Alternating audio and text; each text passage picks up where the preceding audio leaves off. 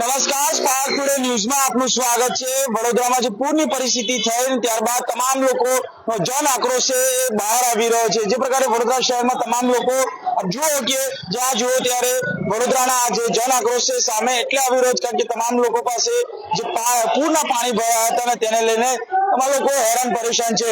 આ જુઓ કે આ તમામ સન સિટી પેરાડાઇઝ સોસાયટી સાથે સન સિટી અક્ષરતા નક્ષત્ર આવાજ તમામ લોકો વિરોધ કરવા આજે નીકળ્યા છે ને તેમનું કામ કે પાણીનો નિકાલ નથી થતો।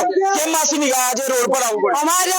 અમારી સોસાયટીમાં 6 ફૂટ પાણી આવી ગયા છે। વિશ્વામિત્રી ટાઉનશીપ, સન સિટી અને 15 સોસાયટીઓમાં આજ સુધી કોઈ પણ પાણી તો કોર્પોરેશનમાંથી વડોદરા વીએમ નથી એક ટન પાણી અમને સહાય મળી નથી।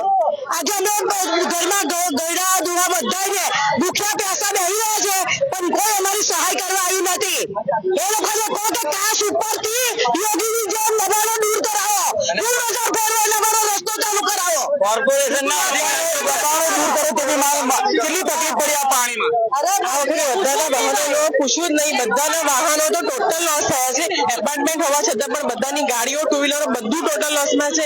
ડુપ્લેક્સમાં ઘરમાં પાણી ઘૂસી ગયા છે, ફર્નિચર પણ નષ્ટ થઈ ગયું છે અને 72 કલાકથી વધારે સમય પાણી વગર કાઢ્યો છે। પીવા માટે પાણી નહીં, વાપરવાનું પાણી નહીં અને રસોઈ કરવા માટે પણ પાણી નહીં। તો એ લોકો અમારા લોકો જાણે છે કેવી રીતે અમે સમય કાઢ્યો છે અને અહીં વરસાદ ગયા પછી પૂર ઓસરા આજે 10 દિવસ થયા, હજી અમારા એરિયામાંથી 2.5 ફૂટ પાણી ભરાયેલા છે અને એમાં એક બીએમસી ને બહુ જ બધી કમ્પ્લેન પછી 2 દિવસ પહેલા એક પંપ મૂક્યો છે પણ એક પંપથી લિમિટેડ પાણી નીકળી રહ્યું છે અને પાણી જતું નથી અને હવે મેં આજે ફરિયાદ કરી કે પાણીનો હજી ઘટાડો નથી થતો, એવું ને એવું જ પાણી છે।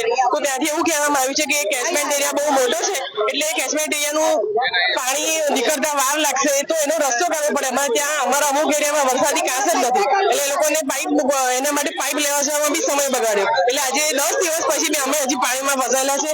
અમારે બહાર જવાનો રસ્તો એક્સેસ પોઈન્ટ બિલકુલ પ્રોપર નથી। અમારા બધા છોકરાઓને સ્કૂલ વાળા લેવા જવું હોય તો જવાનો રસ્તો નથી। શું કહેશો છો કે ડબલ એન્જિન ટ્રિપલ એન્જિનની વાતો થઈ રહી છે પરંતુ ખરેખર જે નાગરિકોનો વેરાનો વળતર ભરે છે તે સુવિધા કેમ નથી?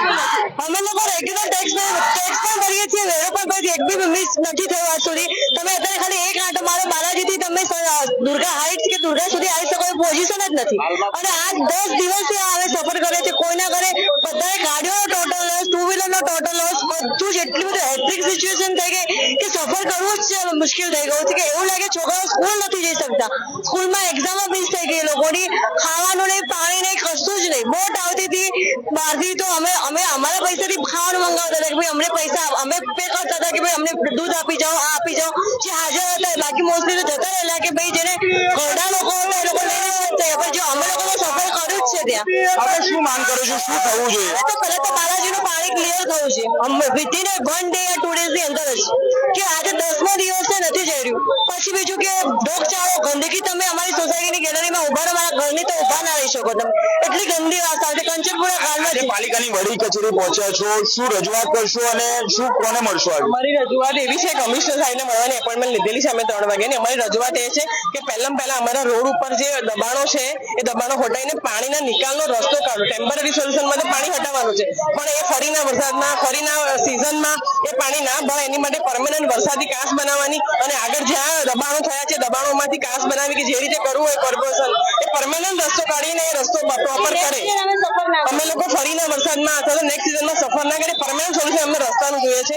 ફ્લડ આખા વડોદરામાં આવ્યું છે પણ અમારા એરિયામાં જે થયું છે એ હોરિબલ થયું છે અને છેલ્લા 12 વર્ષમાં આટલું પાણી 10 દિવસ પછી ક્યારેય નથી ભર્યું જે આ વખતે ભર્યું। જેનું કારણ અમુક સાઇટો બની છે જે ફ્લડ લાઈન ઉપર બનેલી છે અને કાંસ ત્યાં બની નથી, સ્ટ્રોંગ વોટરની કોઈ સિસ્ટમ નથી બની, એના લીધે ભર્યું છે। તો અમારી માંગ એ છે કે આનું પરમેનન્ટ સોલ્યુશન કે અમને ઇમિડિયેટ લેવલ ઉપર ટાઈમ લાઈનમાં અમને આનું સોલ્યુશન જોઈએ છે કે અમારું પાણી હટે અને ફરી ભરાય નહીં। બિલકુલ આગામી વર્ષોમાં ફરી આ વસ્તુ ના બને તે માટેનું ધ્યાન રાખવાના પ્રયત્નો વડોદરા મહાનગરપાલિકા કરે તો સારું છે। જુઓ કે મોટી સંખ્યામાં સ્થાનિક રહીશો આજે પોતાનો ગુસ્સો આક્રોશ ઠાલવી રહ્યા છે અને તમામ લોકો કહી રહ્યા છે કે એક જ વસ્તુ જે આ વખતે પૂરની પરિસ્થિતિ સર્જાઈ અને તેના લીધે તમામ લોકો હેરાન પરેશાન થઈ ચૂક્યા છે અને તમામ લોકો એક જ માંગ કરી રહ્યા છે અને એક જ માંગ છે કે આ તમામ જે સોસાયટી પાસે આવેલા જે દબાણો છે એ દબાણો દૂર થાય તેના માટે આ તમામ લોકો આજે પાલિકાની વડી કચેરી ખાતે પહોંચ્યા છે। જુઓ કે મોટી સંખ્યામાં લોકો આજે આક્રોશ ઠાલવી રહ્યા છે કારણ કે પૂરની પરિસ્થિતિ સર્જાય। ચલો કુદરતી આફત હતી, કુદરતી આફતની સામે લડ્યા પણ પરંતુ જે પ્રકારે દબાણોનો લાફો ફાટ્યો છે વડોદરા શહેરમાં એ દબાણોનો સફાયો થાય જેથી પાણી વોટર લોગિંગની સમસ્યા છે એ ન સર્જાય તેને લઈને જ આ તમામ જે રહીશો છે એ આજે રહીશો પાલિકાની વડી કચેરી ખાતે રજૂઆત કરવા માટે પહોંચ્યા છે। ખાસ કરીને વાત કરીએ તો વડોદરામાં જે પ્રકારે પૂરની પરિસ્થિતિ સર્જાઈ અને પૂરની પરિસ્થિતિ સર્જાયા બાદ તમામ લોકો હેરાન પરેશાન થયા। શું માનો છો કાકા, કેટલી તકલીફ થઈ હશે? અમે 3 દિવસ લાઇટ વગર, પાણી વગર અને ખાધા વગર સોસાયટીમાં પુરાઈ રહેલા હતા અને અમારી સોસાયટીમાં લગભગ 300 ગાડીને નુકસાન છે, બધી ટોટલ લોસમાં છે। અમે ગવર્મેન્ટના બધા ટેક્સ, કોર્પોરેશનના ટેક્સ, ઇન્કમ ટેક્સ એટલા ભરીએ છીએ તે છતાં અમને આ ટાઈપનું વળતર ભરવામાં આવી રહ્યું છે। આ ટાઈપનું વળતર હવે સાંખવામાં નહીં આવે અને કોર્પોરેશન અને સત્તાધારી પાર્ટીને આનો પરચો બતાવવામાં આવશે। આવતા ઇલેક્શનમાં કોર્પોરેશનમાં આના પડઘા પડશે। બિલકુલ આવતા ઇલેક્શનમાં આ તમામ પડઘા જોવા મળશે કારણ કે જે પ્રકારે વડોદરામાં પરિસ્થિતિ સર્જાય, પૂરની પરિસ્થિતિ સર્જાય અને તેને લઈને તમામ લોકોમાં, સ્થાનિકોમાં જે રોષ છે રોષ જોવા મળી રહ્યો છે। આ તમામ લોકો આજે કોર્પોરેશનની વડી કચેરી ખાતે જુઓ કે મોટી સંખ્યામાં સ્થાનિકના રહેવાસીઓ છે તે આજે હવે વડોદરા પાલિકાની વડી કચેરી ખાતે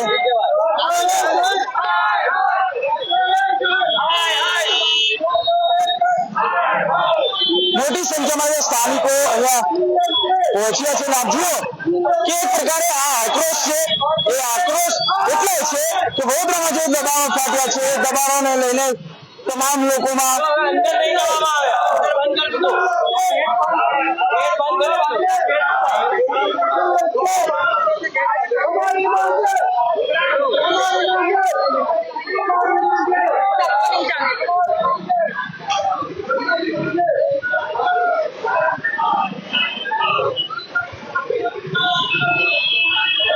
કોર્પોરેશનના ગેટ પણ અહીંયા બંધ કરી દેવામાં આવે છે। આ પ્રકારે તાનાશાહી હિટલરશાહી એપોઇન્ટમેન્ટ લીધા પછી એમની જોડે અમે એપોઇન્ટમેન્ટ લીધેલી છે 3 વાગ્યાની મળવાની અને તે છતાં અત્યારે ગેટ બંધ કરવામાં આવ્યો છે।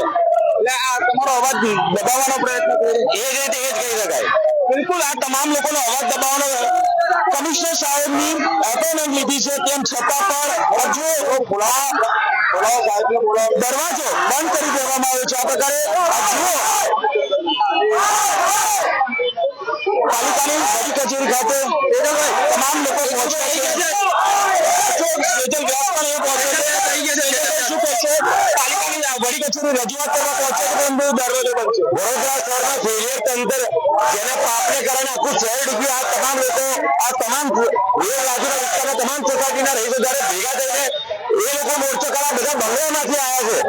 અત્યાર સુધી જે છે કે જે રાજકારણ પબ્લિક હેરાન પરેશાન થઈ છે એ આવી છે પણ એમને મળવા માટે રસ્તો નથી આવતા, રજૂઆત સાંભળવાની નથી। અંદર જવાના પ્રયત્ન કરીશું। પબ્લિકની જે વાત છે એ લોકો સાંભળવી પડશે।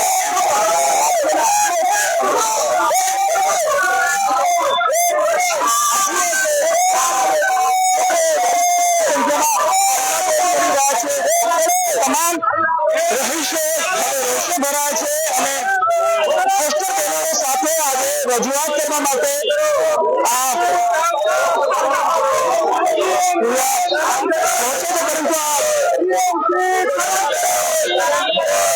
હજુ આ નાગરિકોનો આક્રોશ છે એ આક્રોશ એટલા માટે છે કે વડોદરામાં પૂરની પરિસ્થિતિ પૂરની પરિસ્થિતિ બાદ હવે આ તમામ લોકો ઘર જે પાણીમાં ડૂબાયા તેને લઈને તમામ જે લોકો લાખો રૂપિયાનું નુકસાન થયું છે અને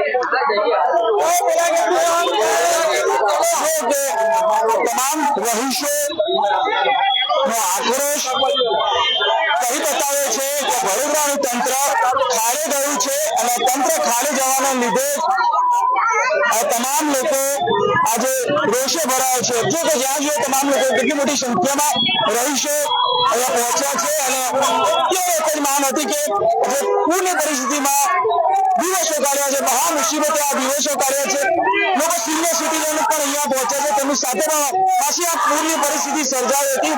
કેવી રીતે દિવસો કાઢ્યા? બહુ ખરાબ દિવસો હતા અમારા.